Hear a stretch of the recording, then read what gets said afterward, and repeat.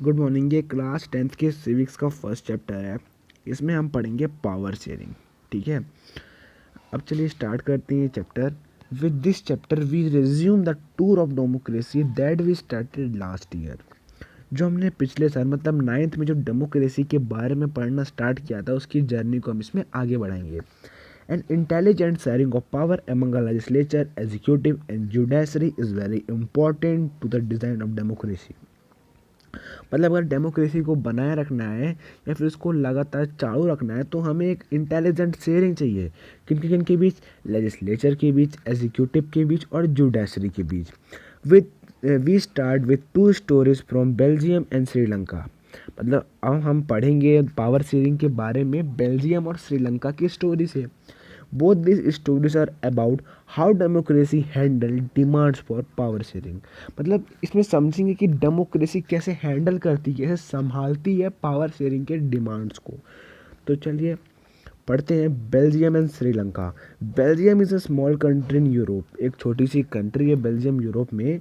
With the borders Netherland, France and Germany. जो इसके border है वो नेदरलैंड, फ्रांस एंड जर्मनी है। अब वहाँ का जो 59% लोग हैं वह फ्लेमिश रीजन में रहते हैं और डच स्पीक करते हैं, और 40% people live in Wallonia region and speak French.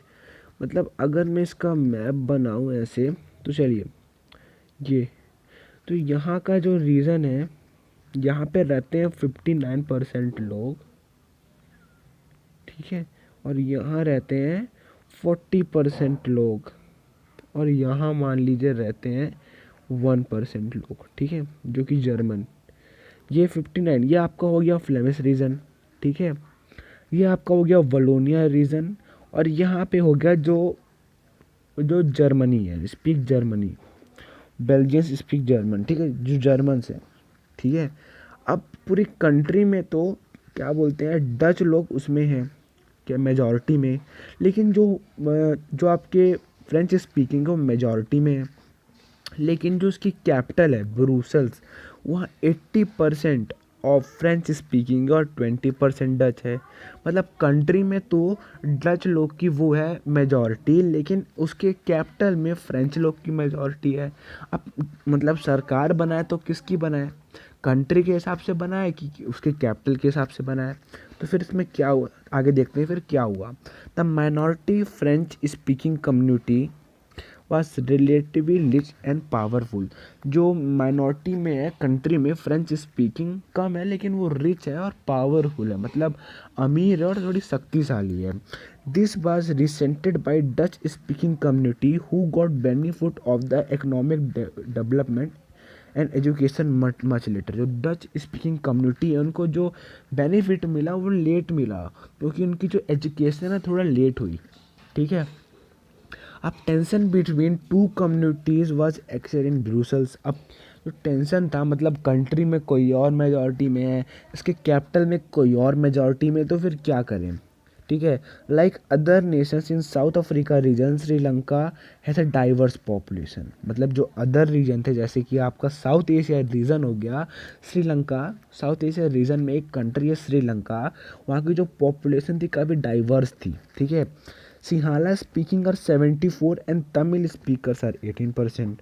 जो सिंहाला थे वहाँ मेजॉरिटी में लीड करते थे, और जो तमिल स्पीकर्स थे सिर्फ 18% थे। Among Tamil these are two groups. मतलब तमिल में दो ग्रुप में बटे हुए थे। पहले थे श्रीलंकन तमिल्स, और दूसरे थे जिनके जो पूर्वज फोर फादर वो इंडिया से कॉलोनियल पीरियड के बीच भाग आए थे या फिर श्रीलंका में बस गए थे, तो उनको हम बोलते हैं इंडियन तमिल्स, ठीक है। दो प्रकार के तमिल्स में थे। अब यहाँ भी टेंशन का था, सिंहाला मेजॉरिटी में था और जो तमिल्स थे माइनॉरिटी में थे, पर तमिल्स भी दो ग्रुप में बटे थे, तो काफ़ी डाइवर्स पॉपुलेशन थी, ठीक है। अब क्या हुआ, मेजॉरिटीज़ में लिया गया, यहाँ पे ये लिया गया, मतलब जो मेजॉरिटी वाले हैं वो रूल करने लगे, ठीक है। यहाँ पे ये लिया गया, जो मेजॉरिटी में थे वो रूल करने लगे। अब क्या हुआ, Sri Lanka emerge as independent country in 1948। मतलब 1948 में श्रीलंका इंडिपेंडेंट कंट्री बन गया।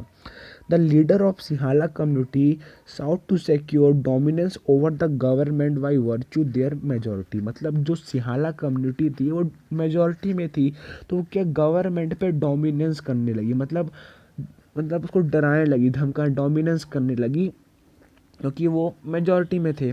अब क्या हुआ, अब वही हुआ 1956 में एक एक्ट पास कर दिया गया और सिंहाला को सिर्फ वहाँ का ऑफिशियल लैंग्वेज घोषित कर दिया गया, और जो तमिल लोग थे उनको निगलेक्ट कर दिया गया, ठीक है, डिसरिगार्डिंग तमिल्स, मतलब उनको निगलेक्ट कर दिया गया। अब मेन थोड़ी वहाँ पे तो डाइवर्स पॉपुलेशन सब रहते हैं, पर वहाँ सिर्फ ध्यान रखा जा रहा था सिंहाला लोग जो कि मेजॉरिटी में थे। अब क्या हुआ, a new constitution that state self protect and foster Buddhism. जो नया कॉन्स्टिट्यूशन बना सिर्फ वो सपोर्ट करता था बुद्धिज्म को। All these coming major coming one after other gradually increase the feeling of alienation among the Sri Lankan Tamils. अब उनको अब डर लगने लगा कि उनको घटाया जा रहा है, दबाया जा रहा है श्रीलंकन तमिल को। As a result the relation between the Sinhala and Tamil community strained over time. The Sri Lanka Tamil launched parties and struggles. The launch कर दिया गया अपनी खुद की पार्टी, but their demand for more autonomy to provinces populated by Tamil was repeatedly denied. मतलब क्या किया गया, जो तमिल को, ठीक है, उनको निगलेक्ट करते रहे, ठीक है।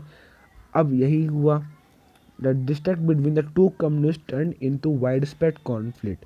अब दोनों के बीच, सिंहाला के बीच और तमिल के बीच और फाइट हो गई, क्योंकि उनको दबाया जा रहा था, तो वो भी थोड़ा प्रोटेस्ट करेंगे ना, कब तक सहते रहेंगे।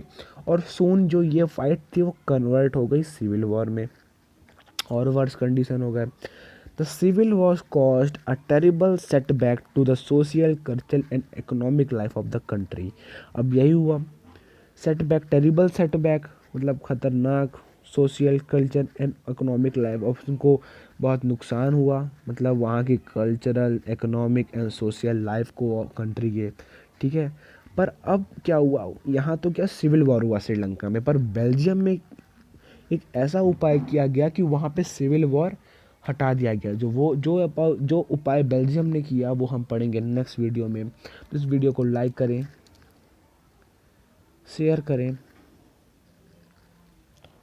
सब्सक्राइब करें, और NTS से रिलेटेड इन्फॉर्मेशन के लिए इसको ज़रूर सब्सक्राइब करें। Thank you.